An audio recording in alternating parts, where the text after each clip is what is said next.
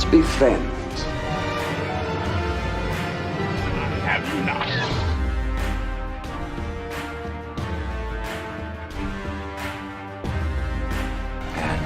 Here we go. And greetings, everybody. Welcome back to the Ambassador Wing and episode 5. Yes, we are up to episode 5 of the Tarantino podcast. And today we're going to be discussing Inglorious Bastards. And with me today, I have got my friend, your friend. You know him, you love him. If you don't, what's wrong with you? He's an awesome guy, Mr. Ace Mowick. And as always, if this is your first visit to the Ambassador Wing, welcome. Hope you all enjoyed the discussion on the film today. This is, like I said, episode 5. We are working our way through the filmography of a personal favorite of myself and this guy over here, Mr. Quentin Tarantino. And this is, I would say, Tarantino's take on the war film. And man, did he deliver. So, Ace, my friend, I'm here, you're here. Let's talk it. Let's talk Inglorious Bastards. Your opening thoughts on this. Well, I just want to start off by saying prior to viewing for this episode, I had never seen this movie. And because I remember when it first came out, I was in high school. I was kind of in an anti-Tarantino phase just because I thought everybody talked about him. I just thought, oh, it's popular, the hate what's popular mindset of my punk years and whatnot. But this movie was a pleasant surprise. And I thought to myself, oh, it's 2.5 hours long. So about as long as Jackie Brown. But I thought to myself, oh, it's going to make it longer to watch and whatnot, which literally was just before this recording. But I was able to get it done in time. And I don't think nothing should have been cut for it. I think it's what's there is what works. So no complaints there. And it is a great revenge fantasy piece of fiction of obviously WW2.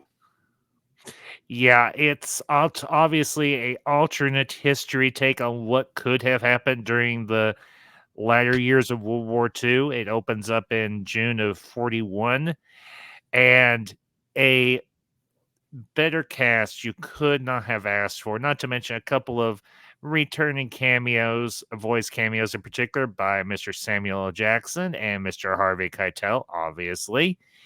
And you've got Brad Pitt as Lieutenant Aldo Rain.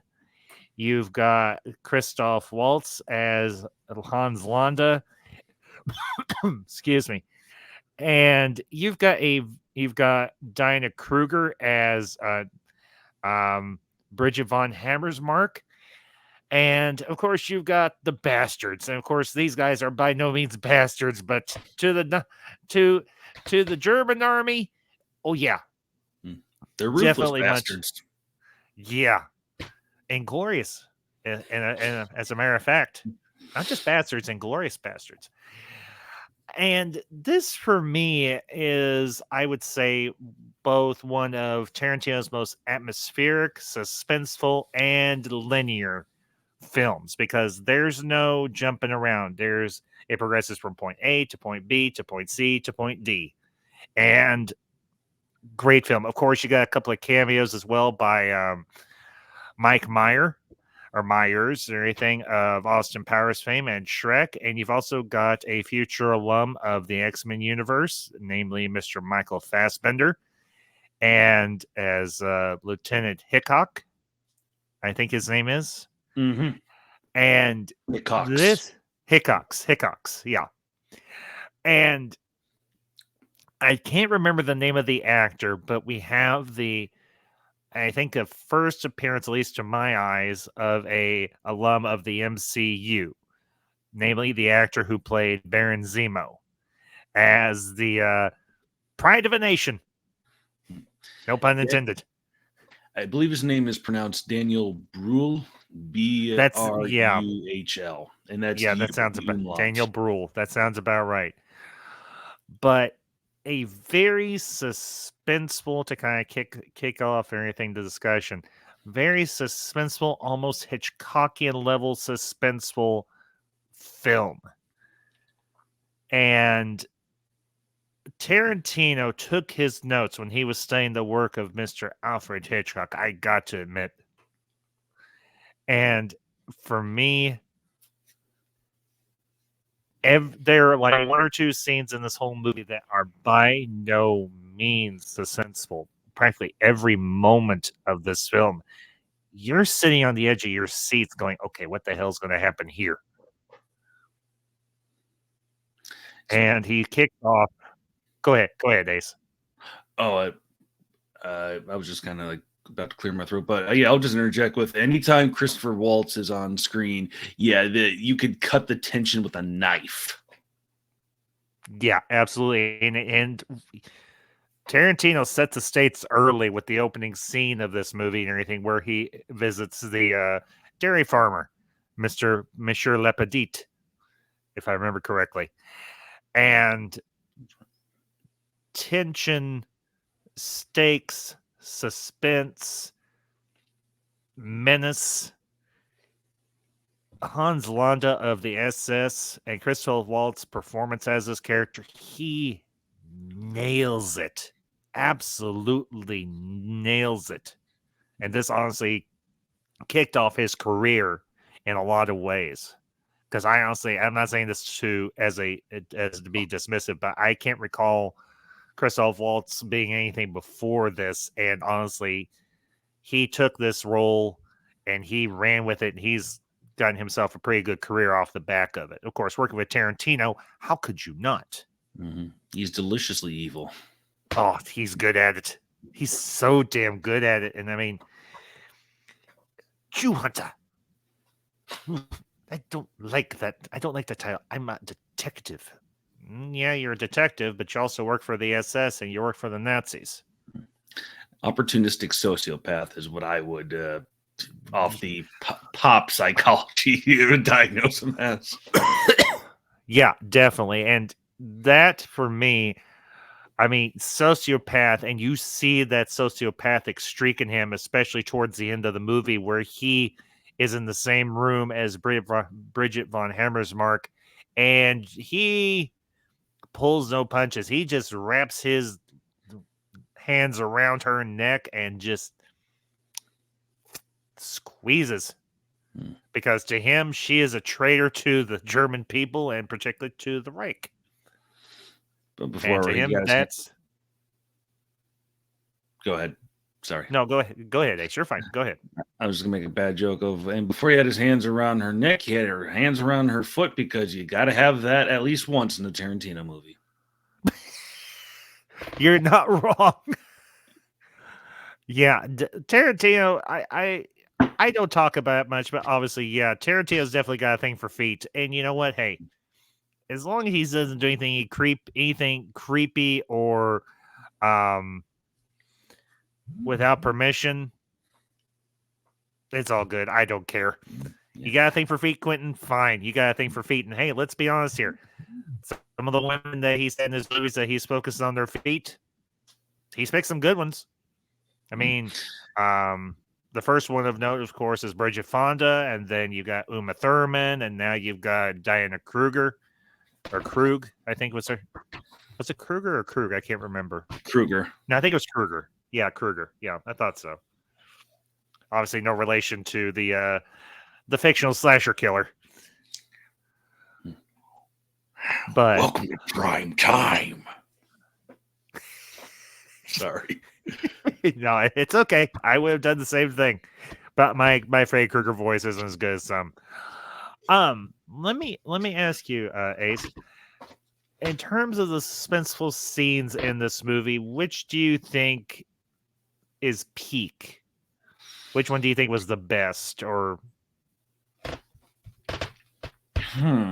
that is a tough one. I would, if I can't say the opening scene, I would say either the tavern scene with Diane Kruger and Michael Fassbender, or like, just because it's different. To me, it's different, at least when Christopher Waltz's character is with the what's her name? the actress Melanie, like the French woman, like her character. Oh, so Shauna Dreyfus, who owns the theater. Yeah, Shoshana Dreyfus when they're having strudel, and Mm-hmm. like after all the other, Joseph Gables and like actual Goebbels. Yeah, Goebbels, however Goebbels. you want to pronounce it. Well, Like it's once they've pronounced left, Goebbels. okay, Goebbels. Like you would think, oh, once the rest of these guys are out, like it's not as bad. No, this guy comes in, it's like even more high tension, like with no one else around. And Mm-hmm. just because, and you could hear like when his name's brought up, she has that moment like the bride. Instead of bum bum bum bum, it's a different music that just gives her a PTSD flashback. Yeah, and justifiably so. I mean, you want to talk about the camera work in this movie too, particularly with those scenes, particularly with the scene with Shoshana Dreyfus and Londa there in the restaurant after Goebbels and the soldier and everything that's being featured in the movie, played by Daniel Bruhl. That the camera work by Tarantino, the way he shifts focus, shifts positions, it's so damn seamless, and he keeps the focus on the face, particularly the actress who plays Shoshana, and you can read the tension on her face, and it is just intense. I mean, like I said, Tarantino took his notes very well from Hitchcock and probably from a few other notable suspense directors, but definitely you can see the understrokes and everything of Hitchcock throughout this movie. I would have to say the most suspenseful, for me anyway, and for all of you that are watching this and everything, make sure you leave your comments down below if you've seen and obviously seen Inglorious Bastards. Of the suspenseful scenes, which one was stuck out to you the most? I would honestly have to say, if it's not the restaurant and it's not the opening scene, I would have to say it's the tavern, especially when that Nazi major comes in and kind of calms his underlings down and sits down with Lieutenant Hickox and von Hammersmark and the rest of them, and Hugo Stiglitz. I love that name. I absolutely positively love that name, Hugo Stiglitz. Like Major Brass Balls, be more accurate. That scene for me, I mean, you've got the perfect balance of tensious humor, tension, suspense, and things are eventually going to go sideways, but you don't know exactly how.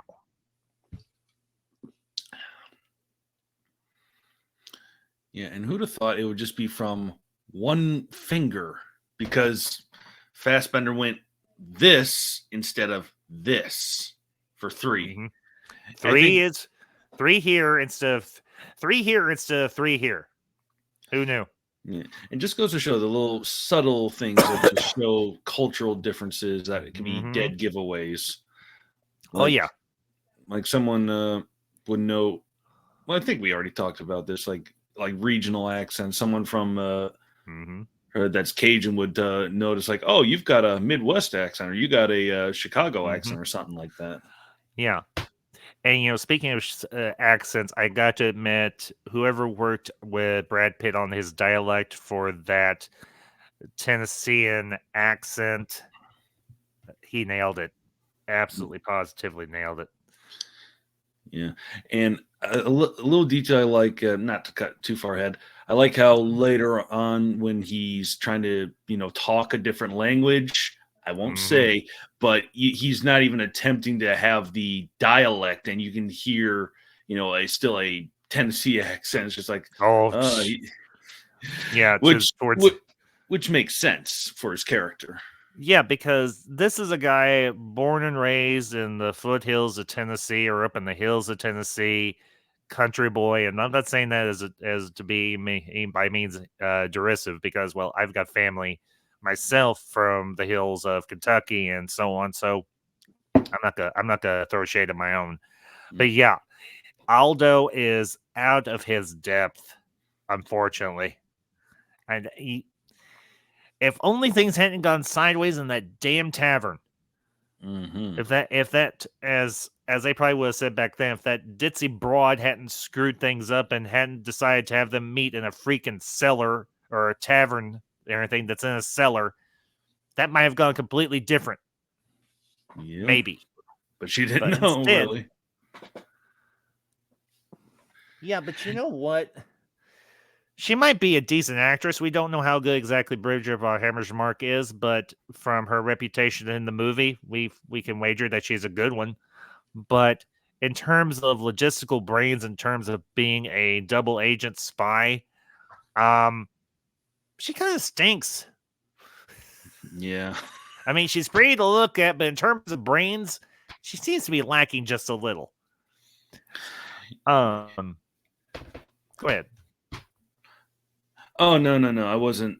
Well, actually, I could say, yeah, if I would say like pretty, but not as smart. I mean, she's a double agent and a German film star in the movie. But I find myself liking Shoshana Dreyfus a lot more because like she's more down earth. Like we see, I don't know how she's basically lost her family and she devises a plan in the end that actually works and whatnot. Yeah, and she had lesser means. Yeah, but she made it work. She had the place, she had the opportunity, she had the means, and she had the will. And I can't remember the name of the actress who played Shoshana Dreyfus. I'm not gonna go by her alias because I know her better by her real name, not her alias. But she is very sharp, very on her, very things very well on her feet, and it's good. Everything she really sells it. Everything as somebody who's capable, but also is to a degree somewhat vulnerable, particularly around her lover and everything, Marcel. Yeah. And I don't know the name of the actor who played him, but he played that part very well. Let me ask you about the scene where the bastards are interrogating the last few remaining members of that German patrol. Everything down in the ditch. What did you think of that scene?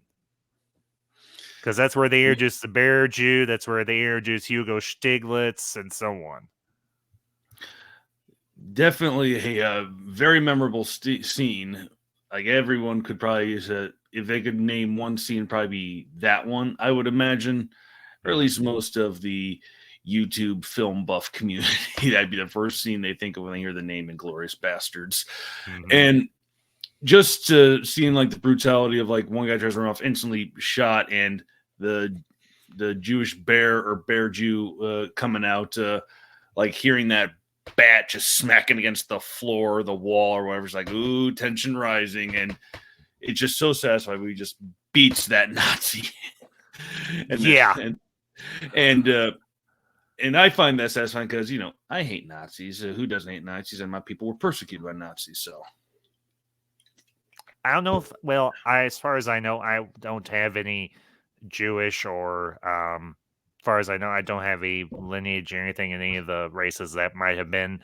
But yeah, I just don't plain like Nazis. I'm like Jake and Elwood Blues. I just want to run them off of a bridge or anything into a pond or a lake. Great reference. Great reference. Illinois Nazis. I hate Illinois Nazis. And go ahead. Oh no! I was just trying to clear my throat. Okay. I think for me, the part of that scene is Aldo's trying to give these guys a chance to get out of this alive. Yeah, they're gonna get their little going away present, obviously. But he's like, I don't want to kill you, but I'm gonna kill you if I have to. And when he's like, hey, buddy, he's like, Bear Jew, got some poor bastard here who wants to die for his country. He's like, be right there. And then you start hearing the beating of the bat on the tunnel walls, and you don't see him until he comes into the light, and you're like, I can see why they call you the Bear Jew. And the banter with him after he knocks that officer out and just is going to town on him, and the rest of the squad is just hooping and a hollering and a yelling, and then Aldo tells him to bring one of the other soldiers over, and the guy tries to run, and well, they shoot him, and he brings the last one over, and the guy's like, okay, we're right here, they're right here, here's what they have, here's what they don't have, here's how many there are, the whole shooting match. But Aldo's like, what are you gonna do with that nice uniform after you get out of the army? He's like, I'm gonna burn it. He's like, I don't care for that, and I don't think the boys care for that either. And then, of course, we see when Das Fuhrer, the scrawny, mustachioed maniac, is questioning that particular soldier. The funny man. As Mel Brooks described him. Mm-hmm. Yeah. And we see the aftermath of Aldo's work, and I'm thinking, damn, that's a good prosthetic, because that really looks like somebody who had a swastika carved into their forehead. Oh yeah. And yeah, that whole scene it's got a good degree of unconventional humor, let's put it that way. And it's got the brutality element, obviously, with the one soldier being shot and the sergeant being beaten. And he's like, he beats people with a club. And Aldo's like, it's not a club, it's a baseball bat. When he comes out of the tunnel, it's a baseball bat, not a club. Mm-hmm. And it's you can even see the stamp on it. I think, yeah, is it a Louisville Slugger? I think so, yeah. That's right. Wouldn't surprise me. That would not surprise me if it was a Louisville Slugger. Yeah, especially the time frame. Oh, yeah, definitely. 1940s, yeah, definitely. Yeah, and for some reason, I thought that sergeant that they beat with the baseball bat, for some reason, he reminded me of Klaus Kinski. Might have been just me, though. I'd have to see a picture of that actor to know for sure, but he was a could have been German actor. I've heard of him, but I've never seen pictures of him, so I wouldn't know for sure. He was in the second of the Dollars trilogy as the Hunchback. I haven't seen those in so long. It's all good. That's the only one I'm going to name for now, so save time. Gotcha. Anyway, obviously, we have the big set piece, and that is, of course, the showing of the film Nation's Pride. And this is this is what the whole movie revolves around, is the high command, including Das Fuhrer, Das Dumbass Fuhrer, more like it, are going to be at this showing, and the Allies catch wind of it. And then, of course, Shoshana Dreyfus catches wind of it, and she's like, "Oh, goody! I could potentially take out the whole German high command all by my lonesome." And she doesn't even know that the Allies have their own plan called Operation Kino, which I won't lie, I kind of like that name. Okay, I do like that name. There's no kind of, because it sounds like something from World War II. Mm-hmm. Especially when Mike Myers' character says it, Operation Kino. Yeah. He sounds so much like Austin Powers. He kind of did. He kind of did. It wasn't too distracting. I mean, I just thought to myself, that's Mike Myers. And I will admit, I liked the guy that got to stand in, or they got the stand-in actor, obviously, for the guy who played Churchill.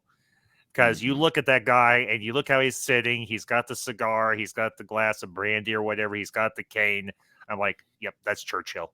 It would have been. And once again, smoking in a Tarantino movie, and at least it works.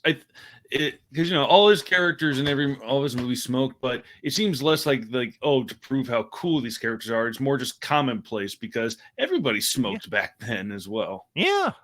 So it was commonplace. I mean, It's not just like, oh, my characters are cool because they smoke. everybody smoked during the war. It's how they survived. Yeah. Thought it Let relieved me stress. let me ask you, in terms of the costuming and everything for the different, for the different factions and so on, what'd you think? Did it look pretty authentic to you? From pictures I've seen, I would say so. I mean, I'm not a World War II Yeah, buff or historical a aficionado. historian, Yeah, and but I would say I that kind of they am. look pretty good from what I've seen from other films, like Yeah, obviously the same. Indiana Jones and so forth, and Hmm. certain period pieces from like a decade later, going Hmm. over what the war was like. Yeah, I agree. I think the most, I would say, semi outlandish costume had to be Hitler's. When he Definitely. had the cape, Yeah, the cape. Because as far as I know, he never wore a cape. I will say though, the actor who played him was pretty damn good.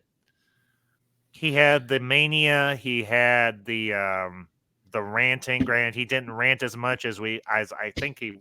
I think he didn't rant as much as I think maybe he should have. But at the same time, you didn't want to play.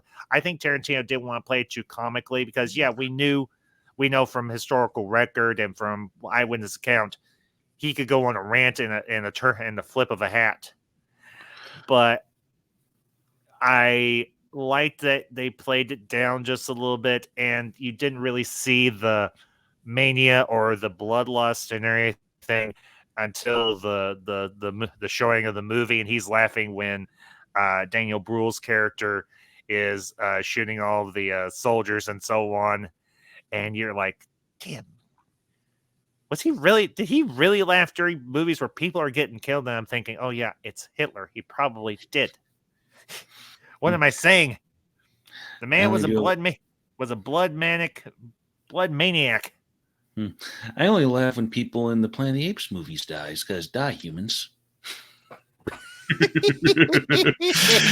And I think I wonder, like, when you say that, because I didn't really think about it when watching it, but now I wonder Mhm. if Tarantino did that by design, not to give Hitler any rants or mania, because the way you strip Hitler of his power is like basically you make him comical. You don't give him power, like portraying him as a villain. You Mhm. show him as a buffoon, like, and laughable. That's what Mel Brooks did with like the Oh yeah, producers and yeah, things like that. So if someone's trying to were to depict Nazis like in a more like oh they're so villainous and whatnot, it kind of gives them a, some would say, like a badass feel, like oh they're so powerful and whatnot, and it has the opposite effect. Instead of showing evil, shows a badass side. So if you want to show your villain that you hate, you show them in a comical type of manner, like kind of yeah. like how I Indiana agree. Jones did with the swastika folks. Because monetization frowns upon the N word that ends with I and has a Z before it. Well, I'm not monetized, so I'm not too worried about it. Okay, I'll say But Yahtzees because I heard a kind of video use that earlier today. yeah, no, and that's fine. I'm kidding. I'll say Honestly, Nazis. call them what they are: Illinois Nazis. Oh, yeah, true. We Toss already said Illinois in it. front of it. Toss Illinois in front of it. It all works. Goose stepping, paper hanging sons of bitches, as Patton put it. You want to insult? Go to the best of them, and that was Patton. In terms of the entire plan, do you think this would be something that would have been actually feasible during World War II? Well, I Okay, know. let's remove the short, angry German guy from it, and let's just say maybe the other four, or the other three. You got Goebbels, you got Bormann, and you've got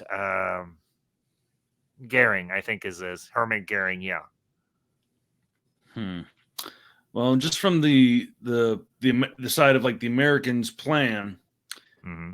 I don't know because like I said, I'm not a historian. I don't know anything about how their strategies would do. But I think having just three guys go in is still risky because it's not enough of a backup plan. It's basically tossing up a Hail Mary.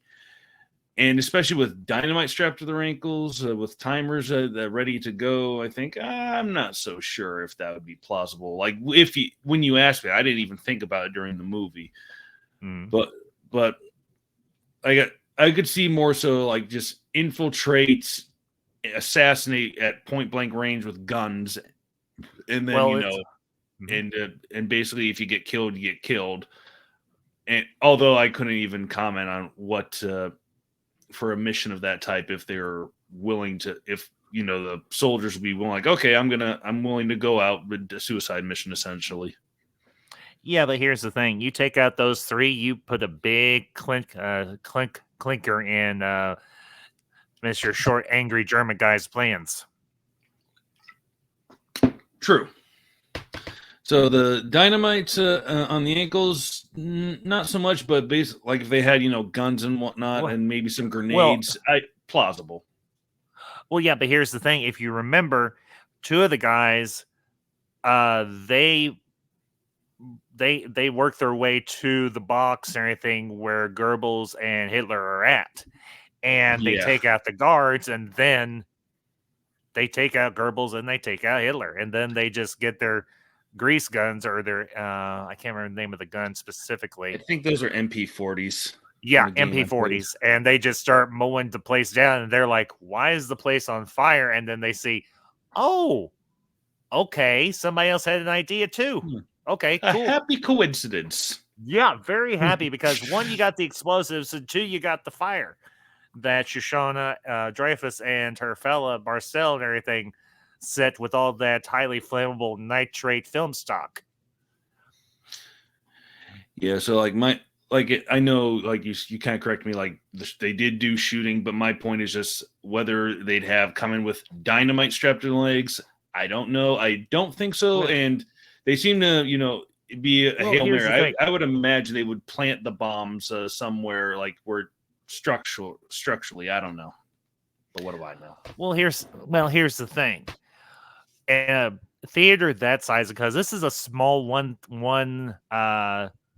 cinema theater, one screen theater, so you don't need a whole lot to cause a lot of damage in an enclosed space, especially if all of the exits and entryways have been barricaded. And Marcel and Shoshana, they dotted their I's and they crossed their T's on this.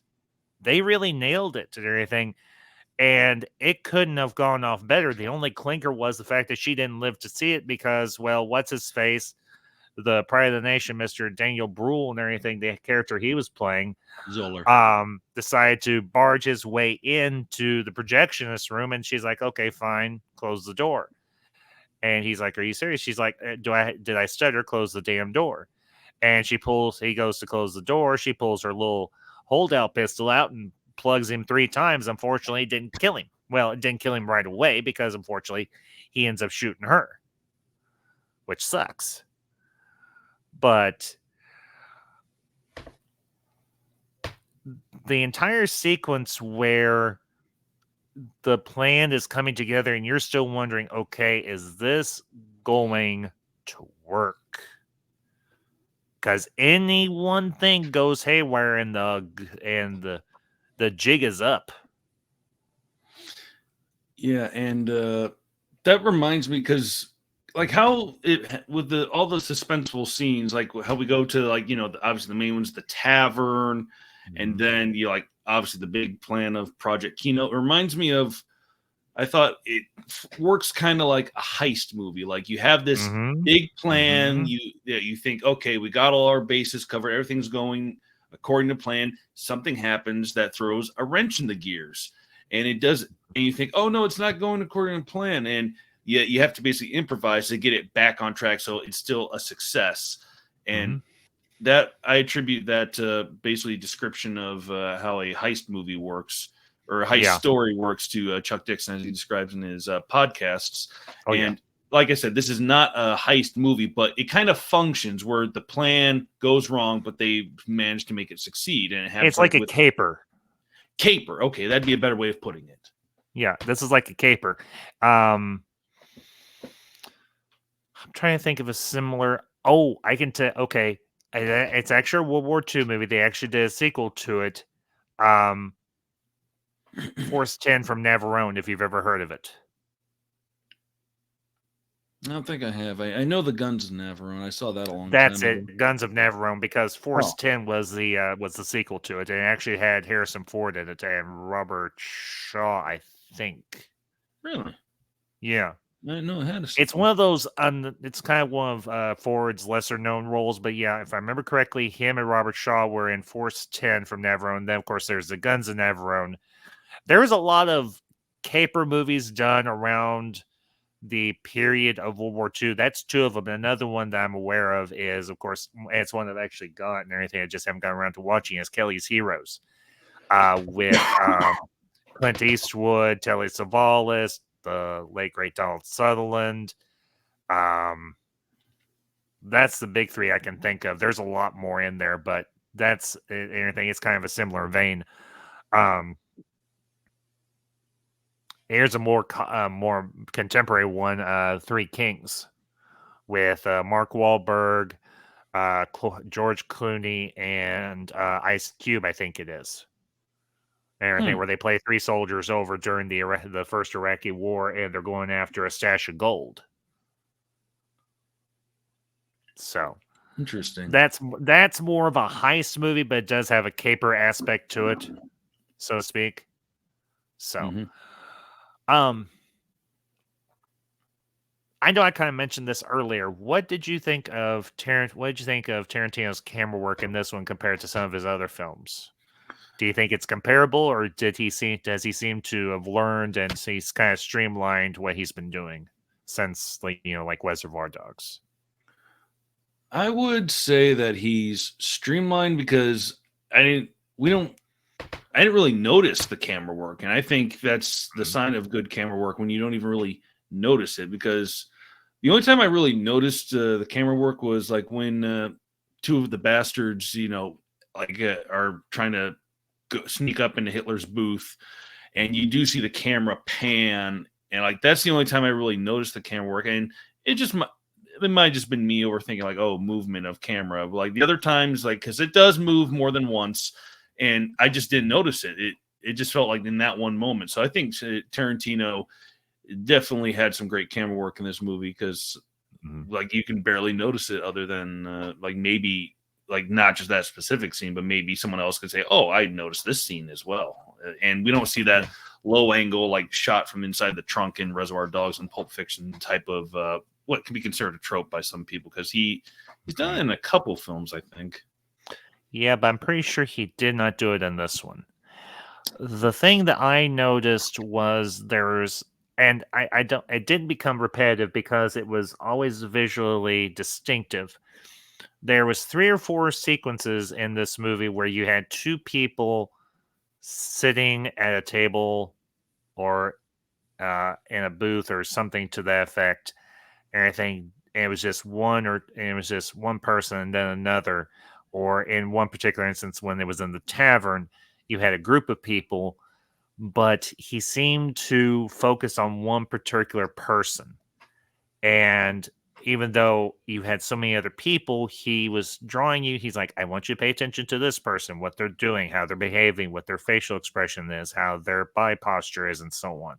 So I know it may sound like I'm over-examining it, but one of the things I really liked about watching these movies progress, or anything Tarantino's work progress, anything from Reservoir Dogs to here, is to see him refining himself as a director and coming up, in a manner of speaking, with his own form of film language.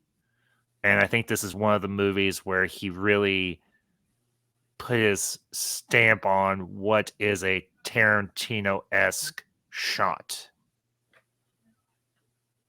And especially the dialogue in this as well it's true to the time. It's how they talked back then in the 40s. But there's still enough similarity to it that a contemporary audience can understand what's being said, and it doesn't seem foreign, if that makes sense. Absolutely, because if you watch a Tarantino movie, like from Reservoir Dogs up to the Kill Bill movies, and even Death Proof, it has like that what you think of when you, I mean, it has Tarantino dialogue. What you think of like basically kind of an in-depth conversation about some nonsense thing that is like, why is this in a movie? This would not be in a movie.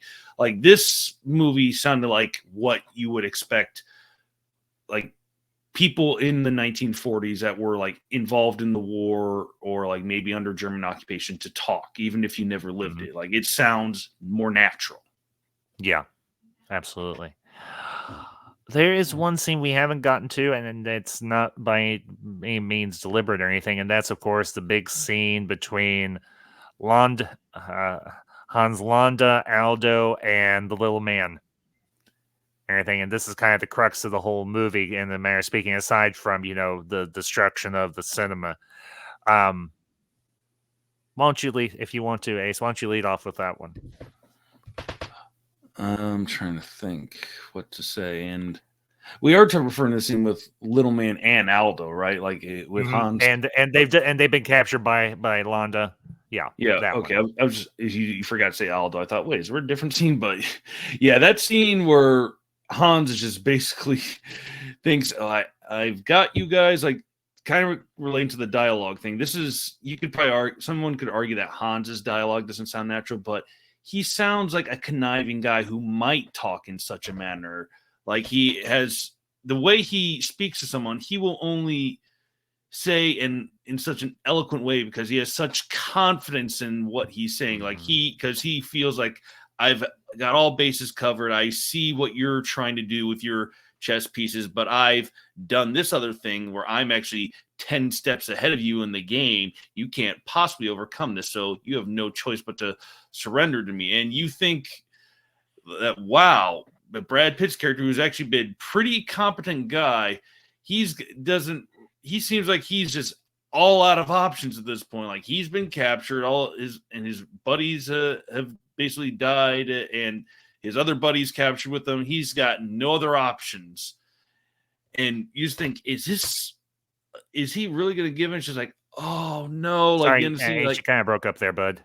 At what point did I break up?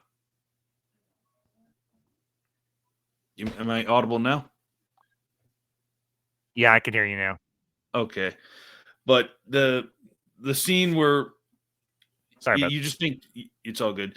You just think that Aldo, who's been a pretty competent guy, is not going to take any crap from Hans. You think he's just going to like be like, no, you might as well kill us and whatnot. And you just think, wait a minute, from just his facial expressions, that we might just be SOL. We might have no choice.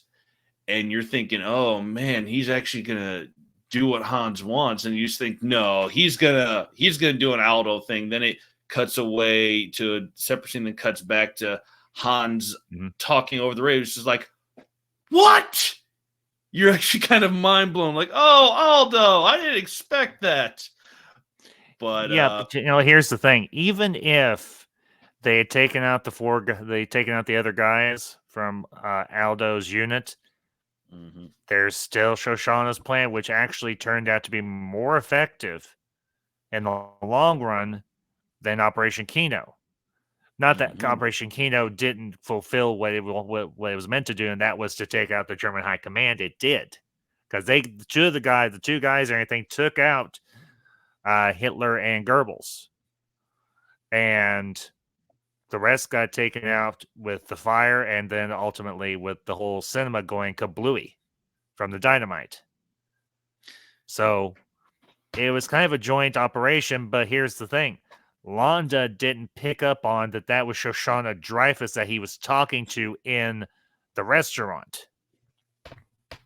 That was the kicker. That was the one variable that he had missed.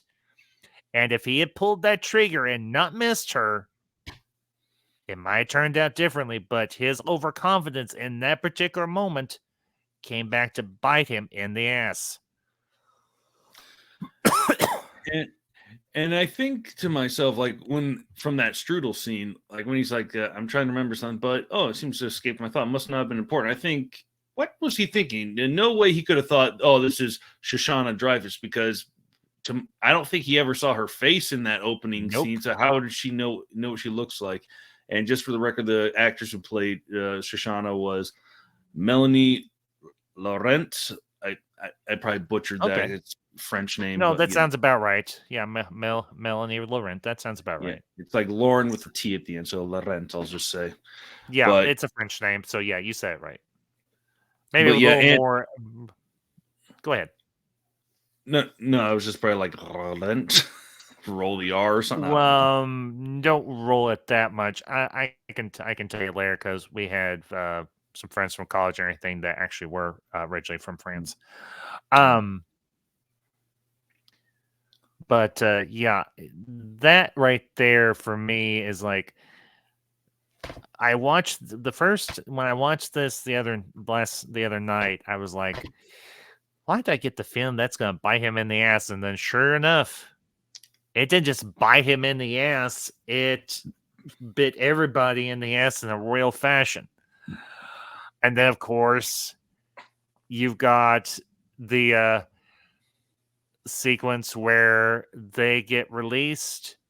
They shoot the other Herman, who's the radio operator, and Wanda's like, "You'll be shot for this," and Aldo's like, "No, I'll get chewed out. I've been chewed out before. Like, we didn't care about this guy. We just cared about getting you, and we got you." And he's like, "You're when you get set up there on Nantucket Island with all your stuff, what are you gonna do with that uniform?" And Londa doesn't say a word because, well, Aldo already knows what he's gonna do. He's like, "Yeah, I thought so." Well, that me and the guys cannot abide.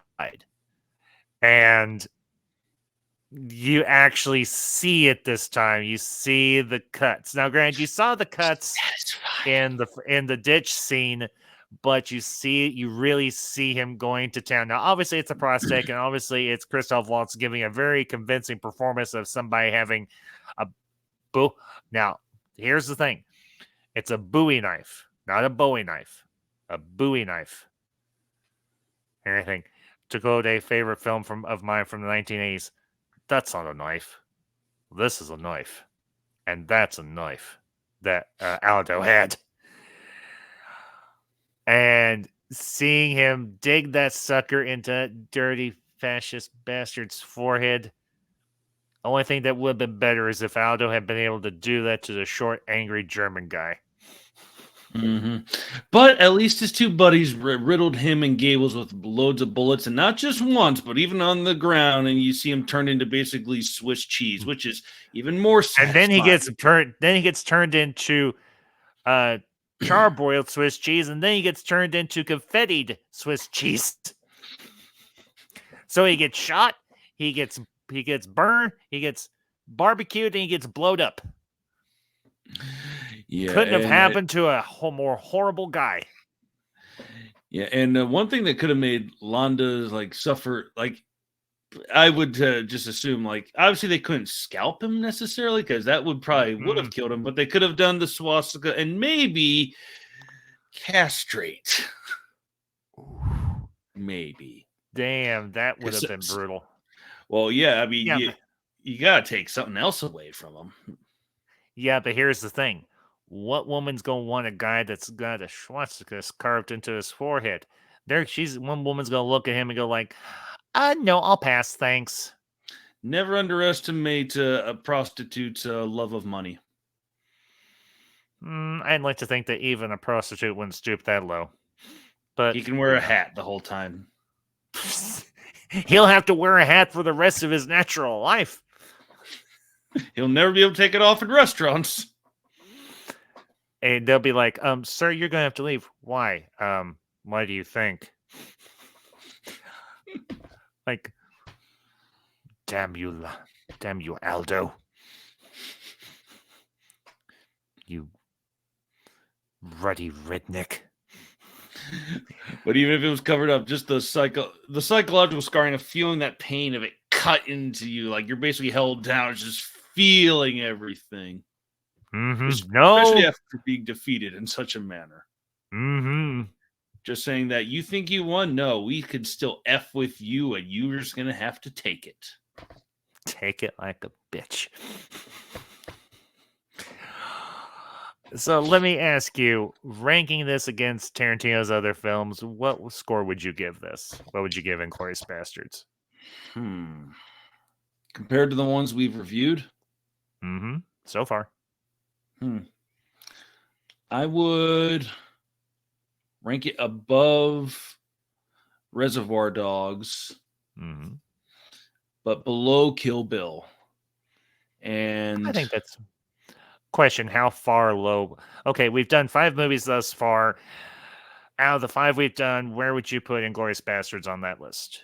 okay, If Kill Bill is your top, I'm assuming Kill Bill is your top. Is your number one? Yes. Okay. Where would Inglorious Bastards be? I would probably put it at, I would say, number 3, and that's just because it's tough. Because I would put it as like Reservoir Dogs, Jackie Brown, Inglorious Bastards, Pulp Fiction, Kill Bill. And I just think Pulp Fiction because like it was kind of my intro, and also like it's shorter runtime helps it. But it's a big toss up because so satisfying seeing Nazis die. Yes, it is. Even though we are many generations removed from that horrible conflict, it's still very satisfying seeing those genocidal, homicidal, maniac bunch of bastards get theirs. Only thing that would be better is if we saw what happened to them when they got to hell. Welcome to hell. Oh, we see what happens to Hitler when he got to hell. Didn't you watch Little Nicky? Oh, I have watched Little Nicky. Yes, every day for all of eternity he has to be dressed like a French maid, and he gets a pineapple shoved up his ass. And that prickly side first. Oh yeah, it's gotta be the prickly side. It's gotta be those sharp ass leaves that'll cut you like a razor. And he first tries to get a little one, then the devil's like, gets out a big one. And here's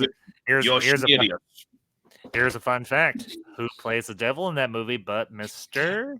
Harvey Keitel? That's right. And who has a voice cameo, but of the officer that Londa's talking to. And doesn't that officer doesn't his speech pattern just match a little bit of Mr. Winston Wolfe? Like he's a descendant or an ancestor of Winston Wolfe? I wouldn't be surprised. Actually, that would be kind of interesting. That'd be kind of cool, wouldn't it? Yeah. Yeah. So yeah, I didn't realize the voice was Harvey Keitel until I was looking up the cast. Like, oh, that was him. Wow, that's interesting. Well, and Samuel, and like I mentioned earlier, Samuel L. Jackson, when he's talking about the film stock, that's Samuel L. Jackson. Yeah. So, not in the movie, but he has a voice. He has a voice cameo. So, yeah. I would have to say, ranking these amongst the 5 that we have done thus far, this is going to be hard. That's what she said. Okay. Number 1 is definitely going to be Pulp Fiction for me. Number 2 is going to be, I think this is kind of a given, Kill Bill. Number 3, even though I love Jackie Brown just a little bit more, is going to be this one because of the time period, World War II. Not to mention the cast. Not that Jackie Brown has a weak cast by any means. It doesn't. But this one, the cast is just a little bit more up there. Number 3 is going to be Inglorious Bastards. Number 4, obviously, is going to be Jackie Brown. And number 5 is going to be Reservoir Dogs. Now, obviously, this will change with the rest of the films that we're going to be doing. And obviously, we'll let you all know that next month, obviously, October, we'll actually be doing a double feature of this for the Tarantino podcast, episode 6, because we're going to do both of the Grindhouse films, Death Proof and Planet Terror. So, as always, make sure you keep an eye on my socials and everything on Instagram and X and everything for updates on that. And of course, if you enjoyed this review, hit that like button. Share this out with your friends who are fans of the man himself, Mr. Quentin Tarantino. Make sure you check out the rest of the channel. I've got all sorts of stuff on there. Movies, TV shows, if it's awesome, if it's from the 80s, the 90s, and before and after, it's on here. Do want to thank my friend Ace here once again for great discussion, great time. You all have a great one. We will, of course, see you next time. Until next time, this is the Ambassadors signing off.